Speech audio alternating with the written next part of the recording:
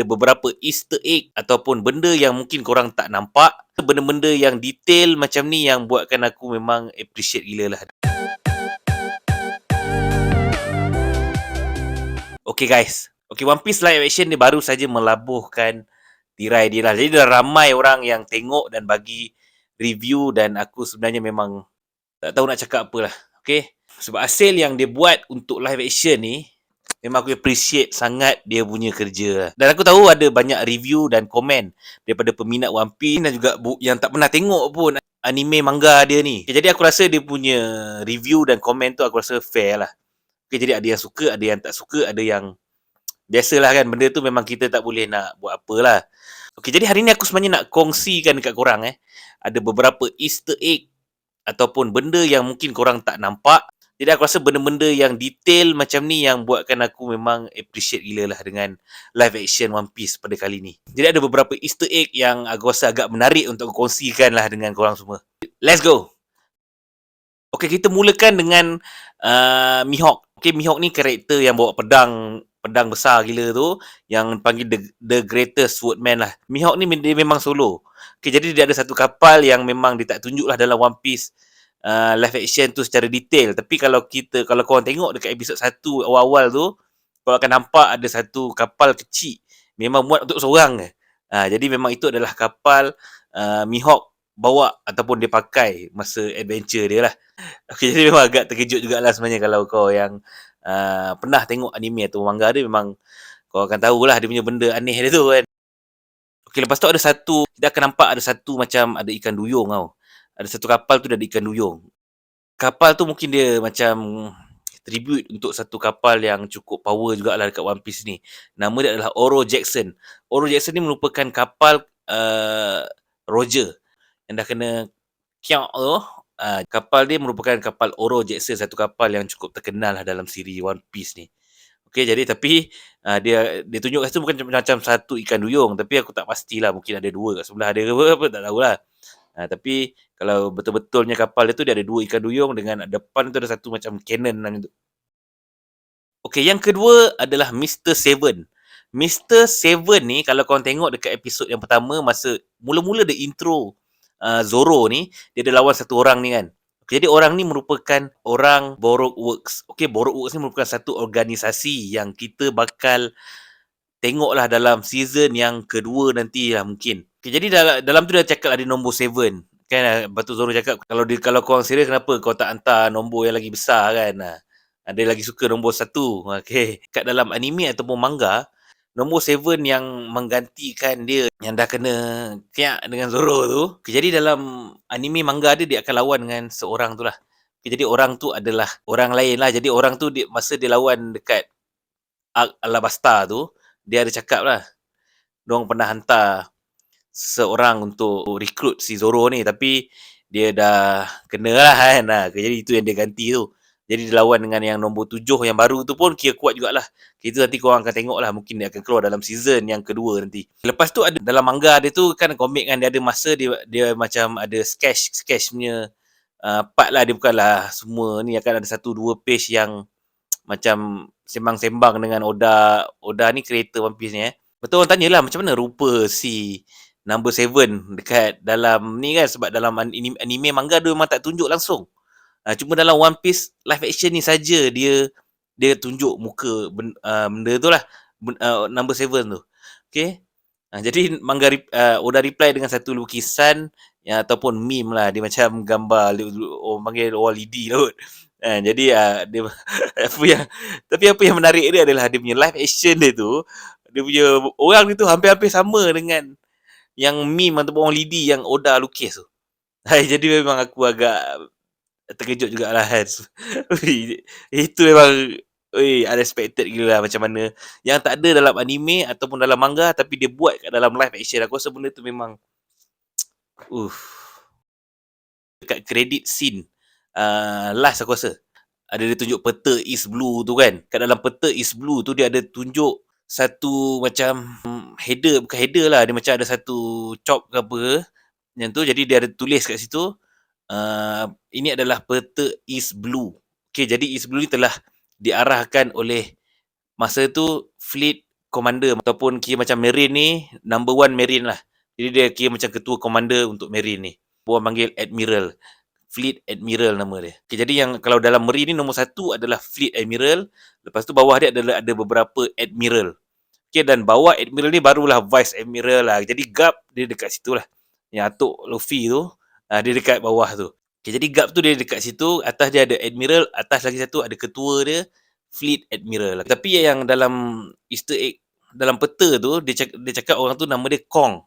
Padahal yang masa sekarang ni, Fleet Admiral dia Sengoku ataupun dia orang lain lah. Jadi kalau korang yang tak tengok anime atau manga memang korang tak kenal lah. Tapi Kong ni sekarang dia merupakan dia sekarang kerja dengan world government.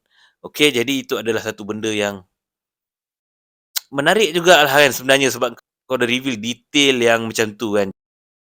Okay, lepas tu kita ada wanted poster. Okay, dalam masa Kobe dengan Luffy dia ada tengah jalan-jalan dekat satu market ke apa ke, dia ada nampak kat dinding ada wanted poster banyak-banyak tau. Jadi ada nampak poster Alvida. Jadi diorang fokus dekat poster Alvida tu je lah. Okay, tapi sebenarnya dia ada beberapa poster lain yang korang akan nampak lah. Yang kalau korang pernah tengok anime atau manga, korang tahulah. Dia ada situ Belami. Belami ni bakal keluar untuk arc yang seterusnya. Lepas ni lah kalau dia ada buat season yang kedua, dia akan keluarlah Belami. Dan Belami ni memang satu karakter yang penting jugalah untuk masa-masa akan datang. Lepas tu dia ada Foxy. Okay, dah sikit-sikit lah nama dia Fox. Tapi dia kalau korang dapat baca dia tu, dia tulis Foxy lah. Okay, dia pun salah satu karakter yang akan keluar nanti. Kalau ada lah. Kalau lepas tu ada juga satu poster tu nama dia adalah Django. Django ni sepatutnya dia merupakan orang kepada Captain Kuro. Yang kuku yang tu kan. Patutnya dia ada banyak lagi kisah dia tapi dia dah compactkan cerita dia tu jadi memang macam tu je lah cerita dia tu. Kalau tak dia punya Lanun tu memang ramai lagi sebenarnya. Termasuklah Django tu. Tapi mungkin dia akan reveal next time ke apa ke yang Django ni sebenarnya dia dah keluar daripada Captain Kuro tu punya team lah sebab team dia kan dah meninggal lah apa semua. Jadi mungkin dia dah keluar lah ke apa ke. Tapi lepas tu adalah kisah si Django tu pula lah kau dah tengok nanti. Tapi yang menarik perhatian dalam poster-poster ni sebenarnya ada satu lagi karakter yang agak penting juga nanti iaitu Cavendish. Okey, Cavendish ni merupakan satu karakter yang terkenal lah dia cakap dekat dalam East Blue dia kira yang terkenal. Lepas tu Luffy tiba-tiba naik terus nama dia padam. Okey, jadi Cavendish ni merupakan satu karakter yang penting untuk masa akan datang nanti. Dia akan lawan satu villain yang cukup power, yang cukup berkarisma lah bagi aku. Okay, nama dia adalah Doflamingo. Okay, jadi arc Doflamingo tu memang sangat sangat best lah. Bagi aku memang antara yang one of the best. Okay, lepas tu kalau korang perasan dia ada dekat buku yang siapa nama? Nami. Dia ada, lepas tu ada dekat dalam buku Time Selak tu ada satu gambar ataupun satu lukisan lah dekat situ. Okay, jadi lukisan tu sebenarnya merupakan tempat pada masa akan datang digelar sebagai Wano. Wano ni merupakan satu arc yang agak besar juga sebenarnya. Okay, next kita ada dekat Execution Roger. Dekat sini memang satu benda yang aku rasa cukup penting detail dia tu. Okay, dekat masa Execution Roger tu dia ada tunjuk lah masa-masa muda pirate-pirate yang sekarang power-power ni masa diorang muda. Okay, kita ada nampak Shanks muda kat situ. Okay, lepas tu kita ada nampak Mihawk. Mihawk kalau dah misai dengan jambang kau dah gitu takkanlah orang tak kenal lagi. Lepas tu dia ada satu lagi karakter yang dia tak tunjuk lah. Yang mungkin yang bukan tengok anime manga ni diorang tak kenal lah kot. Iaitu nama dia Smoker. Okay, satu Smoker ni patutnya karakter dia muncul dalam satu arc lagi. Lockdown. Tapi Lockdown ni dia tak sempat nak siapkan lah sebab perjanjian dengan Netflix hanyalah 8 episod.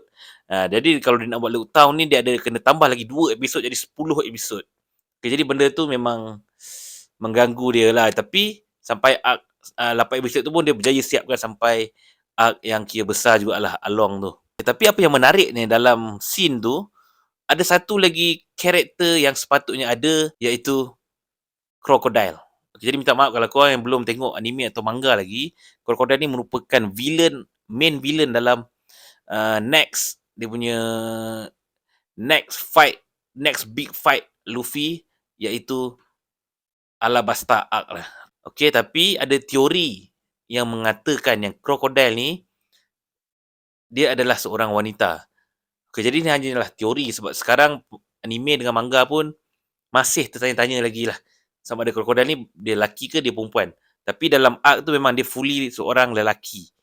Tapi tak tahu lah sebab benda ni rumit lah. Nak sembang benda ni memang panjang. Tapi itulah. Jadi mungkin orang cakap ada cameo krokodil juga dalam tu. Krokodil muda dalam tu tapi dia tak tunjuk. Dia tak bagi tahulah mana satu krokodil. Sebab ada seorang wanita ni memang hampir menyerupai krokodil lah. Tapi itulah dia seorang wanita. Jadi adakah teori orang-orang sekarang ni anime dan manga ni semua maknanya betul krokodil ni sebenarnya adalah wanita. Lepas tu ada satu lagi sosok yang memakai macam hoodie warna hijau. Jadi adalah spoiler alert yang paling besar sekali ada spoiler alert yang paling besar sekali. Jadi kalau korang yang tak tengok manga ataupun anime lagi, silalah tutup telinga sementara. Jadi kita semua dah tahulah siapa. Monkey D. Dragon.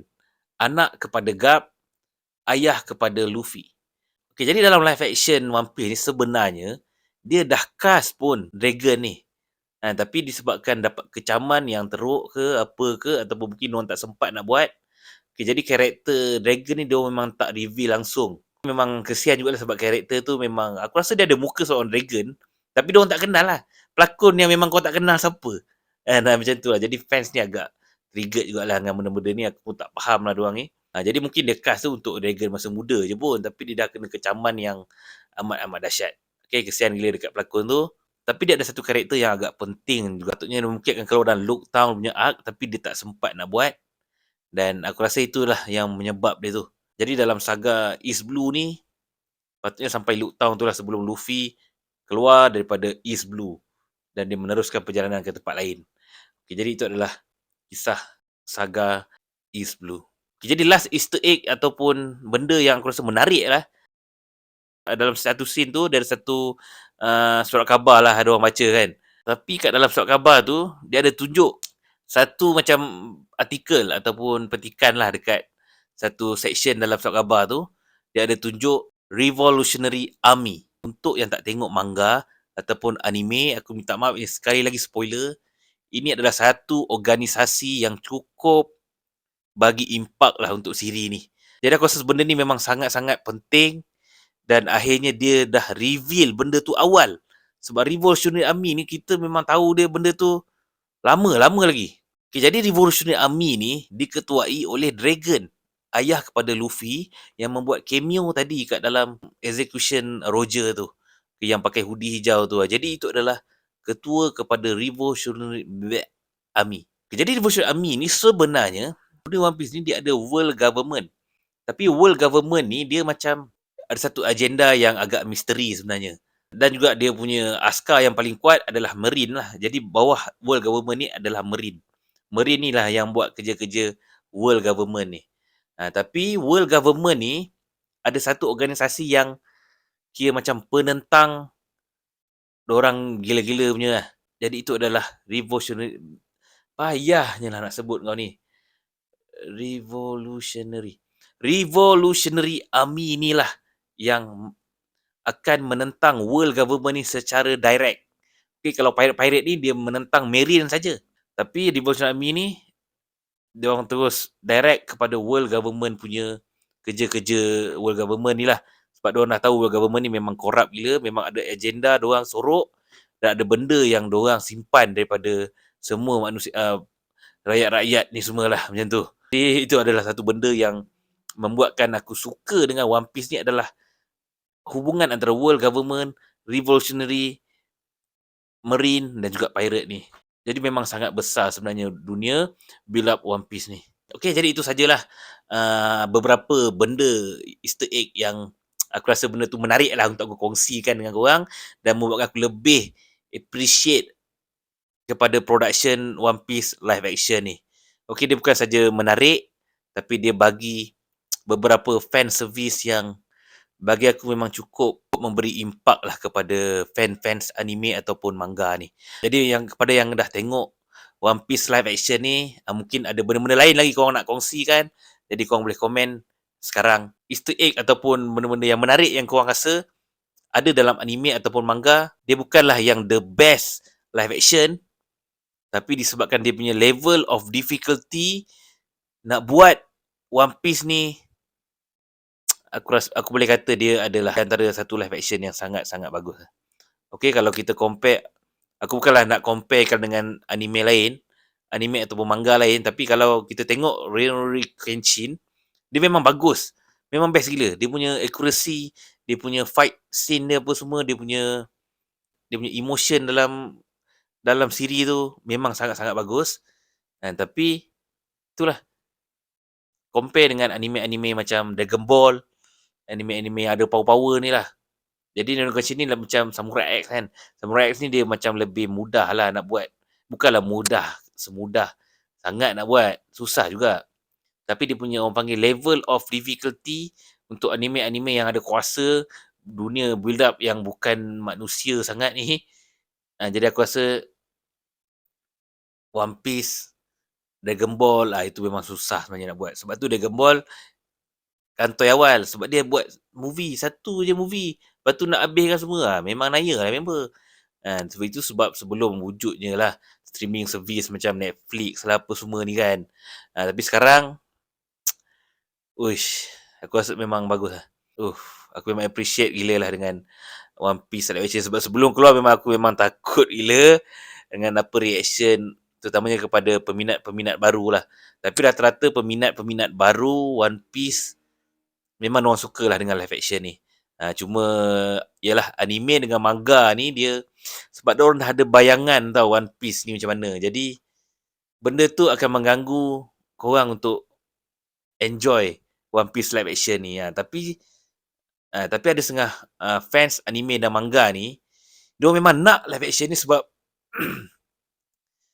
sebab benda tu jadi real, benda tu direalisasikan. Tak kisahlah benda tu okey ke tak okey ke, tapi itulah, baguslah benda tu jadi okey, dan aku memang sangat appreciate lah dengan production dia.